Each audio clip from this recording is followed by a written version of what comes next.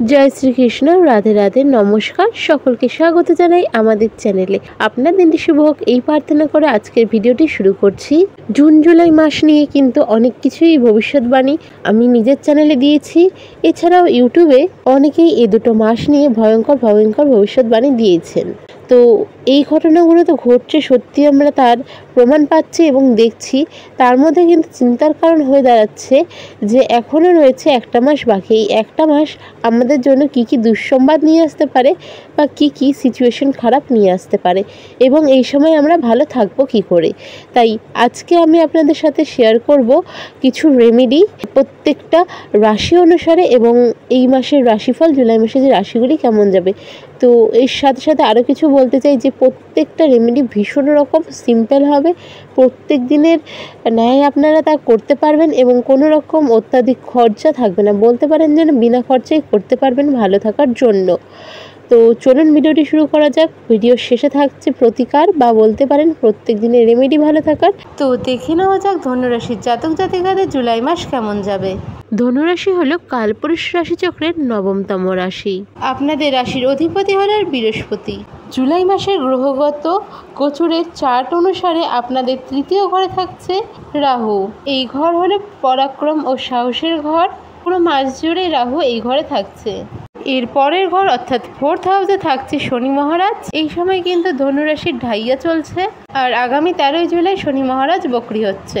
শুক্র আপনাদের রোগ ঋণ গ্রহের অধিপতি স্বগৃহে বিরাজমান রয়েছেন, এবং আপনাদের লাভ ভাবেরও অধিপতি স্বগৃহে বিরাজমান রয়েছে। এরপর শুক্র 26 তারিখ রাশি পরিবর্তন করে 7ম গৃহে চলে যাবেন এবং গুরুর সাথে মিলিত হয়ে কেদার কুবের এক রাজযোগের সৃষ্টি করবেন। এছাড়া সূর্য গুরুর রাজযোগ আমরা আপনাদের 7ম ঘরে 16 তারিখ পর্যন্ত পাচ্ছি। এছাড়াও সূর্য কিন্তু 16 তারিখে রাশি পরিবর্তন করছে, এবং তার ফলে কিন্তু বুধের সাথে যোগ হয়ে বুধাদিত্য যোগের সৃষ্টি করছে। তবে 18ই জুলাই বুধ আবার বক্রী হয়ে যাবে। এছাড়াও তো এই সময় মঙ্গল কেতুর যোগ থাকছে। মঙ্গল রাহুকে দেখছে, রাহু মঙ্গলকে দেখছে, তার ফলে অঙ্গারক যোগের সৃষ্টি হচ্ছে। তবে 29শে জুলাই মঙ্গল রাশি পরিবর্তন করছে। তো চলুন দেখে নেওয়া যাক জুলাই মাস ধনুরাশির জাতক জাতিকাদের কেমন কাটতে চলেছে। প্রথমেই দেখে নেব আর্থিক দিক অর্থাৎ ফিনান্সিয়াল দিক। ধনুরাশির এই মাস কেমন থাকছে। এই মাসে কিন্তু খরচ বাড়তে চলেছে। সংসারের খরচের জন্য কিন্তু চাপও বৃদ্ধি পেতে চলেছে। তাই যে কোনো ক্ষেত্রেই খরচ করার ক্ষেত্রে একটু বুঝে খরচা করবেন, নয়তো কিন্তু এই মাসে আপনাকে আর্থিক সংকটে পড়তে হতে পারে। এই মাসে কিন্তু আপনাদের প্রচুর অকারণে টাকা বেরিয়ে যাওয়ার সম্ভাবনা থাকছে। বাড়িতে, পরিবারে বা নিজের জন্য চিকিৎসার জন্য কিন্তু খরচ বাড়তে পারে। বাড়িতে অতিথির আগমন ঘটতে পারে, যার জন্য কিন্তু খরচ বাড়তে পারে। তাই এই সময় খরচা করার দিকে একটু বেশি নজর রাখতে হবে, নয়তো মাস শেষে আপনাকে আর্থিক সংকটে পড়তে হতে পারে। এই মাসে আপনাদের ক্যারিয়ার কেমন থাকছে। যারা প্রাইভেট ফার্মে, প্রাইভেট জায়গায় যুক্ত রয়েছেন, যারা চর্মশিল্প, যারা পারফিউম, ব্যাগ, জুতো, কাপড় ইন্ডাস্ট্রি অর্থাৎ যারা শুক্র রিলেটেড বিজনেসের সাথে যুক্ত রয়েছেন, এছাড়া home decoration, perfume, interior designer, আসবাবপত্র এসবের সাথে বা এইসব রিলেটেড বিজনেসের সাথে যুক্ত রয়েছেন, তাদের কিন্তু এই মাসটা মোটামুটি ভালোই যাবে। তবে অন্যান্য বিজনেসের ক্ষেত্রে কিন্তু এই মাসটা মাঝামাঝি সময় যাবে। খুব বেশি একটা লাভ এই মাসে হয়তো আপনারা দেখতে পাবেন না। যারা রিটেল বিজনেসের সাথে যুক্ত রয়েছেন তাদের এই মাসটা মোটামুটি যাবে। তবে যারা পাইকারি বিজনেসের সাথে যুক্ত রয়েছেন তাদের কিন্তু এই মাসে বেশ মুনাফা দেখার চান্স থাকছে। এছাড়াও যারা প্রাইভেট জবের সাথে যুক্ত রয়েছেন বা যারা সরকারি চাকরির সাথে যুক্ত রয়েছেন, তারা কিন্তু পেশাগত কারণে এই সময় পুরস্কৃত হতে পারেন। সমাজে আপনাদের সুনাম বৃদ্ধি পেতে পারে। অর্থাৎ যারা চাকরির সাথে যুক্ত রয়েছেন তাদের কিন্তু জীবিকার ক্ষেত্রে মাসটি বেশ ভালোই যাবে। এই মাসে ক্ষয়ক্ষতির আশঙ্কা খুব কমই থাকছে, সেটা আপনি যেই সেক্টরেই কাজ করুন না কেন। তবে হ্যাঁ, লাভের আশা খুব বেশি রাখবেন না। যারা রাজনীতির সাথে যুক্ত রয়েছেন তাদের জন্য সময়টা ভালোই, তবে হঠাৎ করে কাউকে বিশ্বাস করার আগে রিচেক করে নেবেন।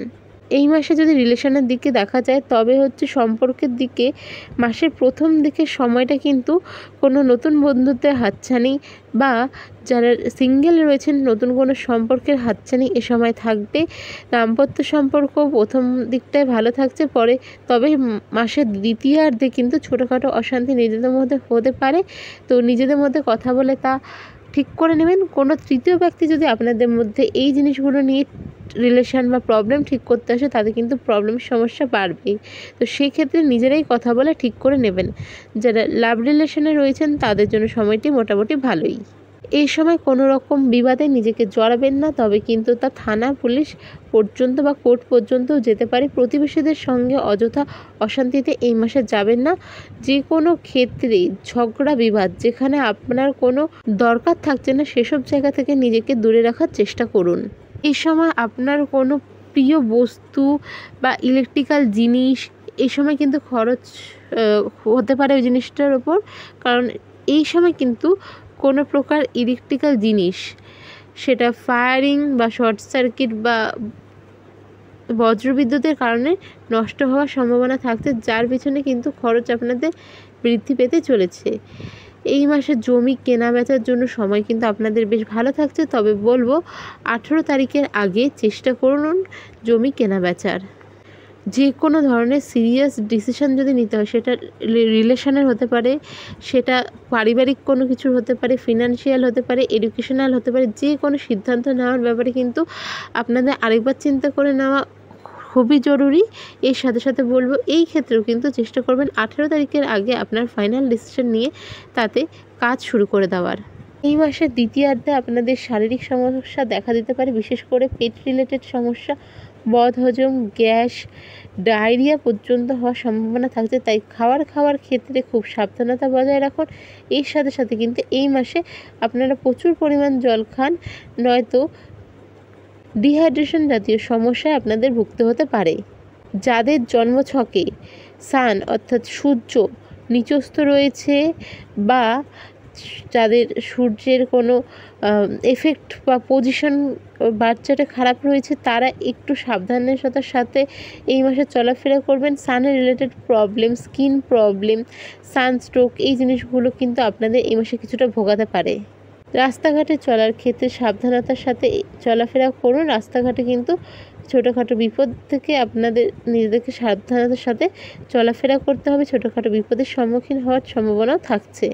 ধনুরাশির জাতক জাতিকাদের ক্ষেত্রে বলবো ফায়ার বা আগুন, বজ্র বিদ্যুৎ এবং ইলেকট্রিসিটি এই তিনটে জিনিসের থেকে একটু সাবধানে থাকবেন। এই জিনিসগুলো থেকে কিন্তু ক্ষয়ক্ষতি হওয়ার সম্ভাবনা থাকছে। প্রত্যেকটা ক্ষেত্রে একটু সাবধানতা অর্জন করেই প্রত্যেক ক্ষেত্রে যে কোনো কাজ করবেন। এই সময় কোনো রকম সুসংবাদ কিন্তু আপনারা অবশ্যই পেতে পারেন। আপনাদের বাড়িতে এই সময় কিন্তু কোনো সুসংবাদ আসার সম্ভাবনাও থাকছে। আর বিশেষ করে ধনুরাশির জাতকদের ক্ষেত্রে একটা জিনিস বলবো, সেটা হচ্ছে হঠাৎ করে কোনো মহিলা দ্বারা আপনারা কিন্তু প্রতারণার শিকার হতে পারেন, বা কোনো মহিলা সংক্রান্ত ব্যাপারে কিন্তু আপনাদের অপবাদ ঘটতে পারে, মানে আপনাদের নিয়ে অপবাদ রটতে পারে। তো সেই ক্ষেত্রে একটু সাবধানতার সাথে থাকবেন। অযথা বা অচেনা কোনো মহিলার সঙ্গে এই সময় কিন্তু বেশি ভাব ভালোবাসা করবেন না, হঠাৎ করে কিন্তু কোনো কিছু ঘটে যেতে পারে। ধনুরাশির জাতক জাতিকার ক্ষেত্রে, বিশেষ করে জাতকের ক্ষেত্রে যাদের জন্মছকে রাহু পীড়িত রয়েছে, মারক ঘরে রয়েছে, বা রাহুর দশা মহাদশা উপদশা চলছে, বা যাদের রাহু নিচস্থ রয়েছে, এমন জাতকদের ক্ষেত্রে বিশেষ করে এবং জাতিকাদের ক্ষেত্রেও এ সময় কিন্তু পরকীয়ায় জড়ানোর সম্ভাবনা থাকছে। খুব সাবধান, আপনাদের কিন্তু এর ফল সারা জীবন বইতে হতে পারে। এই সময় আপনারা রেমেডি কি করবেন? এই মাসের প্রত্যেকটা বৃহস্পতিবার চেষ্টা করুন মা লক্ষ্মীকে লাল গোলাপ অথবা পদ্ম নিবেদন করার। শ্রীমযন্ত্রের 108 বার পাঠ করুন।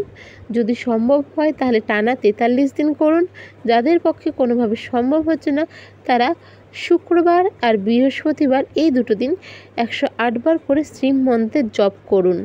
এর সাথে সাথে মহামৃত্যুঞ্জয় মন্ত্র, হনুমান চালিসার পাঠ করুন। দেখবেন আপনার জীবনে আসা অনেক অবস্টেকলস থেকে আপনি খুব সহজেই যে কোনো কাজ করে উঠতে পারছেন, এবং অবস্টেকলসগুলো কেমন যেন আস্তে আস্তে আপনাকে হেল্প করছে নিজের থেকে। ভিডিওটি যদি ভালো লেগে থাকে অবশ্যই সাবস্ক্রাইব করুন, শেয়ার করুন। দেখা হবে পরের ভিডিওতে। জয় শ্রীকৃষ্ণ, রাধে রাধে।